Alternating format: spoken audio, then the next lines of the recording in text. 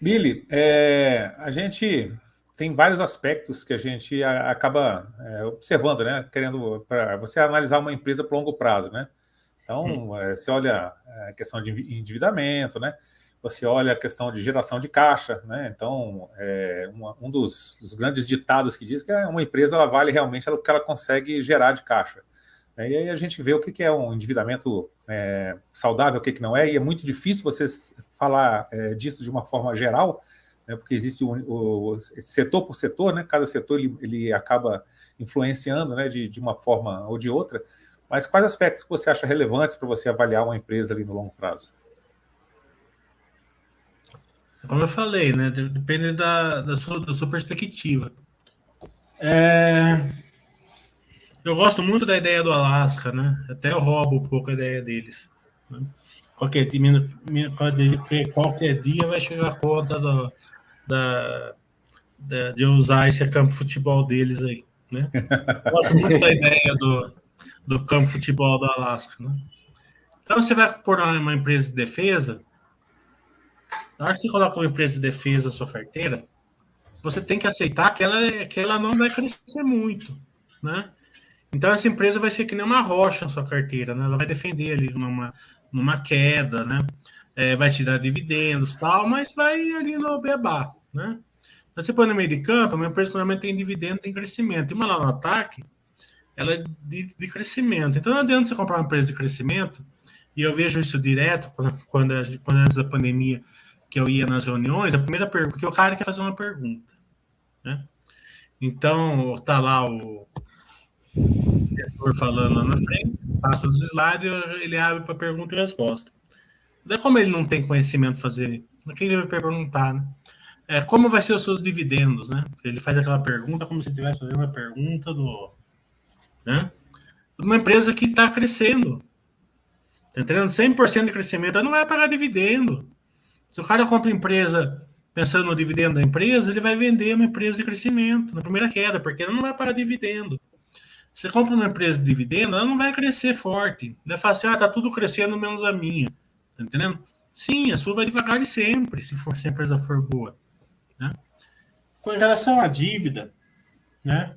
As empresas de defesa normalmente têm dívida baixa. Né? Elas têm uma dívida mais controlada, geração de caixa forte. Então tem algumas empresas, por exemplo, que nem querem pagar dívida, não faz sentido. Né? Então, você pega a Engie, por exemplo, ela distribui 100% do lucro ajustado. Né? Ela distribui o lucro mais a amortização. Tá entendendo? Acima do lucro líquido dela. Por quê? Porque ela não quer pagar dívida. Né? Para ela faz sentido segurar. Por quê? Porque ela tem um retorno em cima do capital dela de 20, tá entendendo? E tem uma dívida de 6% ao ano. Por que ela vai pagar a dívida? Né? Ela vai pagar só a prestação mesmo, ela não vai abaixar a dívida dela. Mesmo assim, é uma dívida relativamente baixa, faz parte da empresa. Né? Tem outras, igual a Clabin, por exemplo, que tem dívida alta, né? E sempre está aumentando. Então, a cabeça deles é o seguinte: a gente não vai pagar dívida, a gente vai usar todo o nosso capital para crescer, e mais o capital do terceiro. Quem quiser ser sócio, né? Nossa, vai ser assim. Vai ter que aceitar uma dívida grande. Né? Por quê? Porque a gente tem uma renda muito forte, a renda deles é forte. Porque é celulose, né? Quase não tem crise em celulose, a receita é totalmente dolarizada, e por incrível que pareça, eles pagam um dividendo altíssimo ainda. Né? Além de dívida alta, eles pagam o dividendo alto, né? Porque eles já pagam em cima de 20% do EBITDA, porque o lucro líquido, para quem não entende, né? Quem gosta de fazer conta de lucro líquido, a contabilidade distorce o lucro, né? Então você pega um monte de empresas que só olha o lucro, às vezes ela lucra 10 vezes aquele lucro na realidade. Às vezes ela lucra menos do que o lucro representa. Né? E a Clabinha Suzano, como tem forte marcação no mercado, a Clabinha menos agora porque ela está fazendo hedge account, quando ela dá prejuízo, ela dava sempre prejuízo. Se você olhar o histórico da Clabinha, você vai ver sempre prejuízo. Na verdade, ela dava lucro. Né? Só que contabilmente ela dava prejuízo. Então a cotação ia subindo quando dava prejuízo. Né? E pagava dividendo. Né? Quando ela dava lucro, é porque o resultado dela não estava bom e a cotação caía. Então, o cara que não entende, ele vê assim, mas a empresa dá prejuízo e sobe, dá lucro e cai, né? Porque contabilmente é uma coisa assim, né? Pensa assim, né? Eu sou brasileiro, né? Eu mudei para os Estados Unidos, tô ganhando em dólar, comprei uma casa, vou pagar 10 mil reais por ano, né? Então, fiz lá uma dívida de 100 mil dólares e eu sou brasileiro. Então, eu tenho que fazer a meu balanço, digamos assim, aqui no Brasil, né? Que é meu imposto de renda. Daí venho fazer o meu balanço aqui. Vou colocar assim, devo 100 mil dólares a 3 reais, né?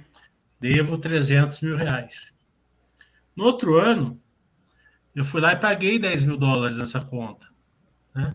Então, devo 90 mil dólares. A minha dívida caiu. Só que o dólar foi para 5, certo? A hora que eu estou fazendo a minha escritura lá, eu vou pôr assim, ó, devo 90 mil dólares. Dólar a 5, devo 450 mil reais, né? Então, eu tive uma perda de 150 mil reais.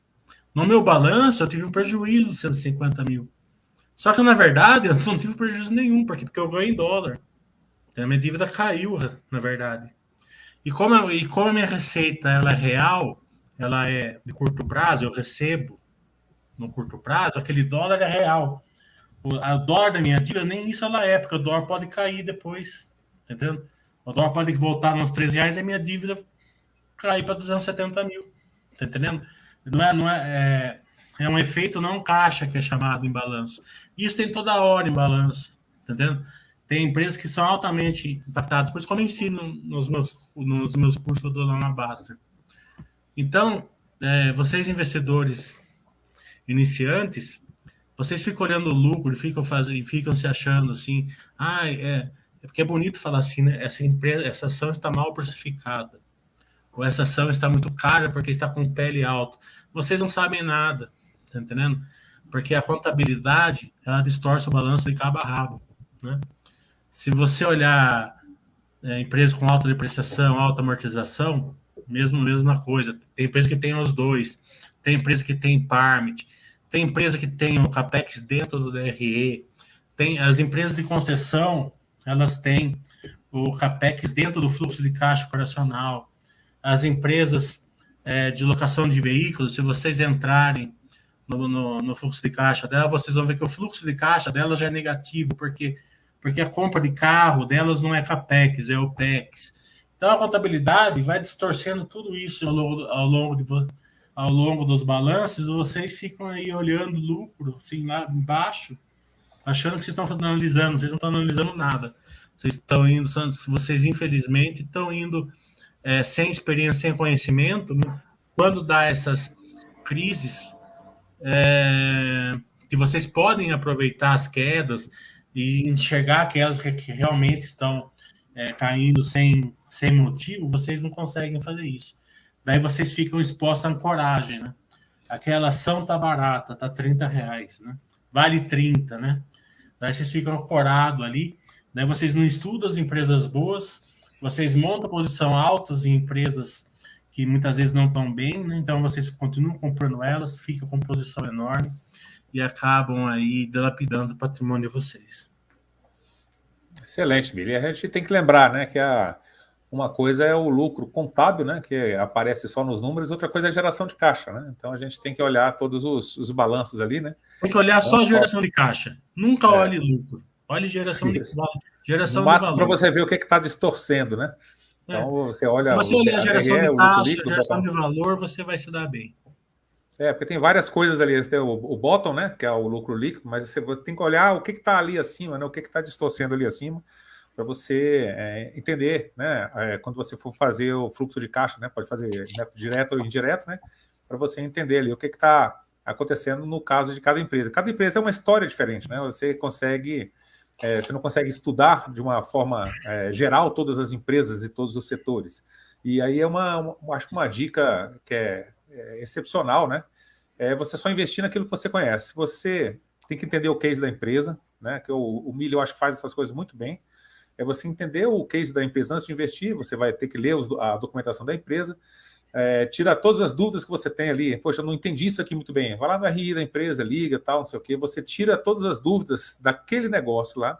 Entendeu aquele negócio, você pode começar a investir. Normalmente as pessoas fazem o contrário, né? Você olhou ali, eu não entendo muito bem esse negócio aqui, não sei o que está acontecendo, não consegue contar uma historinha de 5 minutos sobre aquela empresa e já investe, né? Então, normalmente, os grandes prejuízos, eles vêm daí, de você não entender o que está se passando. Não é porque você vai comprar só uma empresa ruim, você pode comprar uma empresa boa, mas o mercado ele é muito volátil. E nessa volatilidade, sem você entender o que está acontecendo, o que está se passando, você pode vender, inclusive, uma boa empresa, né, Mili? E aí vem aquela história, onde é que eu racho essa informação? Pega o nome da empresa, .ri, coloca na internet. Você vai achar lá o relacionamento com o investidor. Toda empresa vai ter um kit do investidor. Começa por ali, baixa o kit do investidor, você vai ter a apresentação do PowerPoint, do que é a empresa, como ela funciona, o que tem dentro dela, como é que ela gera caixa. Tem lá toda uma explicação sobre o negócio. Ela vai ter lá o último ou os últimos balanços disponíveis para você dar uma olhada, e depois que você lê isso, você vai formular uma série de perguntas e questionamentos que você iria fazer, ou que você ficou na dúvida, e você vai conversar com o pessoal do relacionamento de investidor. Pega aquelas questões todas, liga lá, olha, eu gostaria de ter 20 minutos de bate-papo com você, ou 40 minutos para bater papo com você, e eu gostaria de tirar essa dúvida. Mas eu tenho dúvida, eu tenho medo de ligar, eu tenho vergonha de ligar. Então você pega e faz um e-mail, faz aquele questionamento, manda por relacionamento de investidor, e aí fica aguardando a resposta deles. Porque quando você vai fazer isso, você também está analisando a governança da empresa. Se a empresa tem prazer em te responder, se ela tem prazer em te atender, se ela para o que está fazendo para te dar a informação completa. Então, faz parte do estudo também esse primeiro relacionamento com a empresa, que é onde você começa a ter o primeiro relação, né? É entender que você está entrando ali como sócio minoritário, mas você é um sócio. Você está querendo conhecer aquilo no que você quer investir e você está querendo criar uma relação com aquela equipe de trabalho ao ponto de você ser conhecido pelo nome. Né? Mírico, quando você liga nas empresas, as pessoas já te conhecem pelo nome? Hoje eu tenho relacionamento assim de WhatsApp com várias empresas, tal, né? De visitar. Outro dia mesmo fui visitar várias empresas, né? Quando eu fui para São Paulo, tal.